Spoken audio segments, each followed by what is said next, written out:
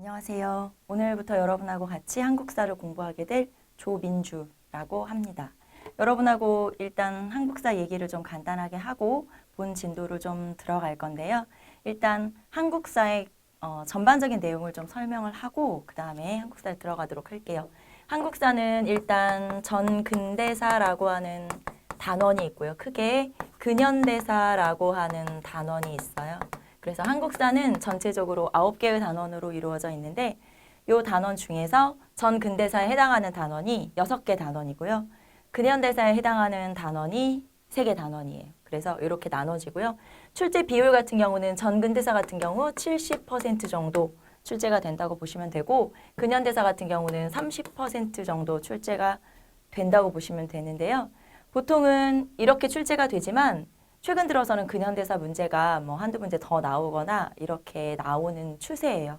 그래서 근현대사를 조금 더 여러분이 이제 집중을 해서 공부를 하시면 되겠고, 자, 전근대사 같은 경우는 6개의 단원으로 이루어진다고 했는데 첫 번째 단원은 한국사의 이해, 한국사의 바른 이해라고 하는 단원이에요. 그래서 아주 간단한, 그래서 이 1단원 같은 경우는 시험에 거의 출제되지 않는 단원이어서 여러분하고 개념 정리만 할 거고요.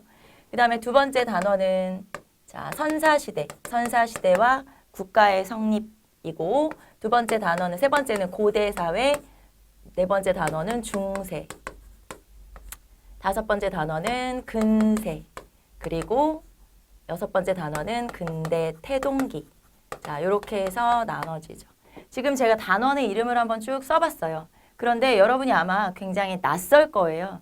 단원 이름을 지금 이렇게 시대로 구분을 해놨는데 아마 좀 낯설다라고 하실 텐데 이제 그런 부분에 대해서도 여러분하고 수업 시간에 정리를 하면서 얘기를 하도록 할 거고요. 고대는 우리가 보통 삼국시대라고 부르는 시대고 그 다음에 남북국시대라고 부르는 시대예요.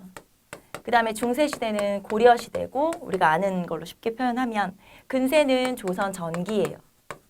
그리고 근대 태동기는 조선 후기가 되는 거죠. 이렇게 6개의 단원으로 이루어져 있는데 일단 딱 보면 조선시대가 2개잖아요. 그래서 6개 단원 중에서 조선시대 비중이 좀 더 크구나라는 것도 이렇게 여러분이 단원 이름을 통해서도 파악을 해볼 수가 있겠죠. 그래서 이렇게 나눌 수 있고 이렇게 시대별로 나누는 걸 우리가 뭐라고 하냐면 시대사라고 그래요. 그래서 보통은 여러분이 공부하는 책은 대부분 이렇게 시대사로 되어 있는 경우가 많고 또 어떤 책은 자 여기서 이제 중세, 만약에 고려라고 하는 나라가 있으면 이렇게 고려라고 하는 나라가 다시 정치, 경제, 사회, 문화로 나눠져요. 분류가 되어 있죠. 그래서 이런 형식으로 나눠져 있는 걸 분류사라고 얘기해요. 그래서 보통은 이렇게 시대별로 예를 들면 뭐 고려시대 토지제도, 뭐 고려시대 뭐 수치제도 이런 식으로 시대별로 물어보는 경우도 있고 또는 이렇게 분류로 해서 예를 들면 전 시대별로 군사제도의 특징은 뭐냐, 뭐 고려의 군사제도, 조선의 군사제도 이렇게 물어보는 경우도 있어요. 그래서 분류사라고 하죠. 대체적으로 이 중에서는 정치의 비율이 60% 이상 출제된다고 보시면 돼요. 그리고 나머지에서 이제 한 40% 정도 골고루 출제가 되겠죠. 보통은 경제사나 문화사의 출제 비중이 좀 높은 편이고요. 사회사 같은 경우는 출제가 될 때도 있고 안 될 때도 있고 이렇게 된다고 보시면 돼서 제가 이렇게 전반적으로 여러분한테 단원의 개괄을 말씀을 드리는 건 아, 내가 여기에 좀 집중을 해야 되겠구나 또는 정치사를 먼저 공부를 해야겠구나 이런 것들을 좀 파악했으면 싶어서 이렇게 여러분한테 먼저 소개를 드린 거거든요. 자, 그 다음에 근현대사 같은 경우는 최근 들어서 비중이 높아졌다라고 얘기했고요. 학생들이 오히려 이 전근대사보다 전근대사는 우리가 많이 접하는 거잖아요. 뭐 드라마나 영화를 통해서도 자주 접할 수 있는 것들이지만 이 근현대사 같은 경우가 조금 더 접하기가 어렵기도 하고 물론 최근에는 뭐 영화도 나오고 했지만 여기는 인물도 많이 나오고 그다음에 연도를 구체적으로 물어보기도 하고 사건도 많고 하기 때문에 근현대사를 확실히 학생들이 더 많이 어려워해요. 그래서 이 근현대사 같은 경우는 또 3개의 단원으로 이루어져 있어서 근대사회 그리고 민족 독립운동기 즉 일제시대 그리고 현대 자, 요 단원은 또 이렇게 나눠지고요. 요 단원 같은 경우가 학생들이 어렵다고 했으니까 우리 이제 요 부분 공부하면서 좀 더 자세히 설명을 드리기로 하고 전반적인 개관은 이렇게 볼 수가 있어요. 그래서 아, 내가 어떤 부분에서 어떻게 공부하면 되는구나를 여러분이 좀 파악을 했으면 하는 그런 마음에서 여러분하고 전반적인 얘기, 한국사라는 게 일단 여러분이 공부를 할 때 너무 양이 많다고 생각을 하게 될 거예요. 그래서 이렇게 분류를 하면 이렇게 조선시대가 있고 조선시대 중에서 정치를 조금 더 내가 공부를 하면 되겠구나 라는 걸 여러분이 좀 파악을 하셨으면 좋겠고요. 자, 그럼 이제 한국사의 전반적인 얘기를 좀 했으니까 그 다음에 여러분이 가장 궁금하게 생각할 공부 방법에 대해서 얘기를 좀 해보도록 할게요. 자, 한국사의 공부 방법 같은 경우는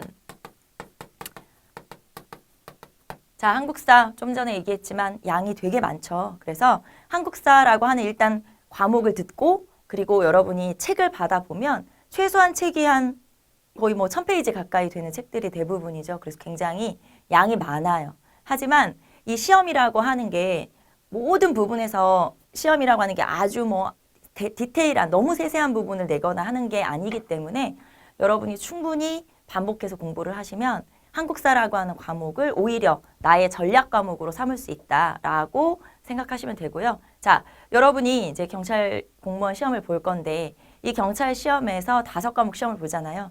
여러분이 잘 한번 생각해 보시면 일단 여러분이 그중에서 가장 어렵게 생각하는 과목이 영어예요. 그리고 국어 같은 경우는 국어는 의외로 약한 분들이 많아요. 그래서 그러니까 그 영어나 아니면은 뭐 선택 과목 같은 경우가 그런 경우고요. 그 다음에 선택 과목은 특히 변수가 많고. 자, 그렇기 때문에 이 한국사에서 중요한 필수 과목인 영어하고 한국사 중에서는 특히 한국사가 여러분한테는 전략 과목이 될 수도 있죠. 첫 번째, 암기로 해결이 되는 과목이에요. 영어는 사실 암기만 한다고 해서 되는 게 아니거든요. 그런데 암기로 충분히 커버가 가능한 과목이고 두 번째 한국사의 좀 장점이라고 볼 수 있으면 늘 접하는 거예요. 드라마, TV 틀면 우리 사극 많이 하고 있죠. 그래서 늘 접하는 그런 내용들이기 때문에 한국사라고 하는 게 완전 새로운 데서 시작하는 게 아니거든요. 그래서 한국사가 여러분이 오히려 접하기 쉽고 그리고 암기로 가능한 과목이고 하기 때문에 오히려 전략 과목이 될 수 있다라고 생각을 하시면 되고 다만 전략 과목이라고 했으니까 거의 만점에 가깝게 물론 뭐 100점을 꼭 맞아야 된다라는 건 아니지만 거의 만점에 가깝게 우리가 만점을 목표로 하고 공부를 좀 해보자 라고 하는 거고요. 자, 그러려면 어떻게 해야 되냐면 일단은 여러분이 전 시대를 다 공부하셔야 돼요. 보통 저한테 많이 하는 질문 중에 여기는 안 하고 싶다. 여기는 안 하면 안 되냐. 여기만 이 부분만 좀 내가 괜찮은 것 같다. 이렇게 말씀하시는 분들도 있는데 한국사는 전 영역에서 다 시험이 나와요. 그렇기 때문에 전 시대를 다 공부를 하셔야 되고 자, 그렇기 때문에 요거는 이제 흐름을 봐야 되는 거죠. 전반적인 내용을 여러분이 다 알고 기본적인 내용들은 알고 계셔야 되고요. 보통은 여러분이 이제 반복해서 공부를 하실 텐데 첫 번째 전반적으로 수업을 들었을 때는 흐름을 잡는 거예요. 그리고 두 번째나 세 번째 여러분이 반복해서 수업을 들으실 때는 그때는 이제 좀 디테일한 내용을 들어가시는 거거든요. 그래서 첫 번째는 전 시대에 관해서 흐름을 잡을 것. 자, 두 번째는 정확하게 개념을 알고 있어야 돼요. 한국사라고 하는 게 범위가 많아서 여러분이 좀 걱정된다라고 생각할 수 있지만 거기에서 아주 자주 출제되는 내용은 또 따로 있어요. 그래서 그런 것들을 개념이라고 볼 때 그 개념을 여러분이 정확하게 파악하고 있는 게 중요하죠. 뭐 우리가 1000페이지짜리를 다 외워야 되는 건 아니거든요. 그중에서 자주 나오는, 주로 나오는 빈출 개념들을 중심으로 공부하시면 돼요. 자, 그래서 개념을 정확하게 알고 있어야 된다. 자, 그리고 이 개념을 대충 알고 있으면 안 되거든요. 학생들이 저한테 또 가장 많이 하는 질문 중에 지문이 5개가 있으면 이제 이 4개가 있으면 이 지문 4개 중에 2개는 내가 정확하게 아닌 건 알겠다. 그런데 나머지 2개의 지문 중에서 1번인지 2번인지가 헷갈려가지고 틀리는 경우가 많다라고 하는 경우가 있어요. 그거는 정확한 암기가 되어 있지 않기 때문이에요. 여러분은 시험을 보기 위한 공부를 하는 거기 때문에 당연히 정확하게 암기를 하고 있어야 빠른 시간 안에 문제를 해결할 수 있어요. 자, 시험 시간 동안 한국사 같은 경우는 보통은 뭐 100분 5과목 푸는 거니까 뭐 1분에 한 문제씩 풀면 되겠구나라고 생각할 수 있지만 한국사 같은 경우는 다른 과목, 여러분이 좀 어려워하는 과목에 조금 더 시간을 할애한다고 치면 한국사는 한 맥시멈 13분 정도에 다 풀고 마킹까지 끝내야 되거든요. 12분, 13분 정도에. 그러려면 이게 깊이 고민할 시간이 없어요. 문제를 읽고 이게 O다, X다를 바로바로 여러분이 체크할 수 있어야 되기 때문에 정확한 암기가 필요하죠.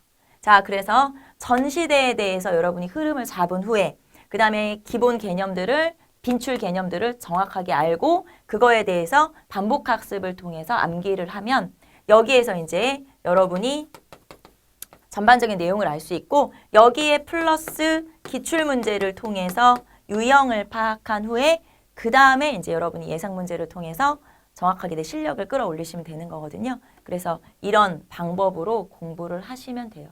자, 여러분하고 한국사에 대한 전반적인 내용, 그 다음에 공부 방법, 일단 반복을 통해서 정확한 암기가 필요하다라고 말씀을 드렸고요. 여러분이 이런 것들을 쭉 할 때 이제 저를 좀 믿고 따라와 주시면 여러분하고 좀 차근차근 공부를 해 나가면서 좀 여러분이 빨리 합격을 할 수 있도록 그렇게 이끌어 드리려고 합니다. 그래서 여러분에게 이런 것들, 공부 방법 다 중요하지만 여기에 플러스 또 하나 필요한 건 저를 믿고 따라와 주시는 거예요. 그래서 여러분하고 좀 즐겁게 그리고 여러분이 성적을 좀 끌어올릴 수 있도록 그렇게 제가 이끌어 드릴 거고요. 여러분은 저를 좀 잘 믿고 따라와 주시면 되니까 자, 이제 지금부터 공부를 시작해 보도록 합시다.